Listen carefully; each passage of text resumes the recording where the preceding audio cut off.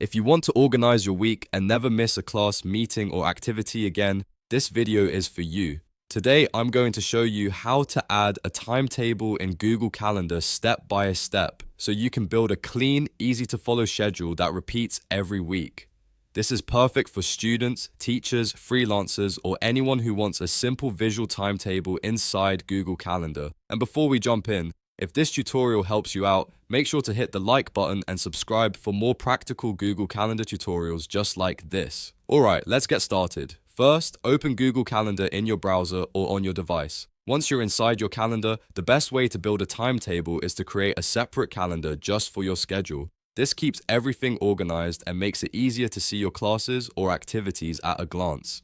To do that, look on the left side panel and create a new calendar for your timetable. You can name it something simple like school timetable, work schedule, or weekly classes. After that, choose a color so it stands out clearly from your other calendars. Now that your timetable calendar is ready, it's time to start adding events. Click Create, then choose Event. This will open the Event at Details window where you can add all the information for your first class or activity. In the title box, type the name of the class, lesson, subject, or activity you want to add. For example, you could enter Math, English, gym, work shift, or study time. Keeping the title short and clear will make your timetable much easier to read. Next, set the start and end time. This is one of the most important parts because it defines exactly when the class or activity happens. Choose the correct time for the event and make sure the duration matches your real timetable. If your class is from 9 a.m. to 10:30 a.m., enter those times carefully so your calendar displays the block correctly. After that, select the correct day of the week. If this is a Monday class, make sure it appears on Monday. If it's a Tuesday workout or a Friday meeting, place it on the right day. This helps you build your weekly timetable accurately, day by day. Now comes the part that makes it a real timetable instead of a one-time event. Click Does Not Repeat, then change it to weekly. This tells Google Calendar to repeat the event every week automatically. That means you only need to enter the class once, and it will continue showing up on the same day and time each week.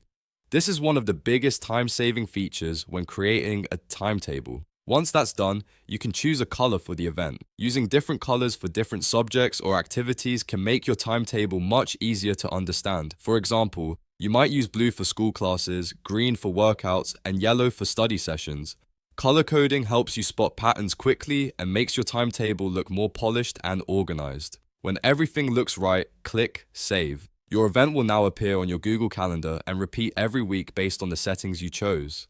Then repeat these same steps for each class or activity in your timetable. Add every subject, meeting, or routine one by one until your weekly schedule is complete. As you keep building it out, you'll start to see your whole week laid out visually, which makes planning much easier.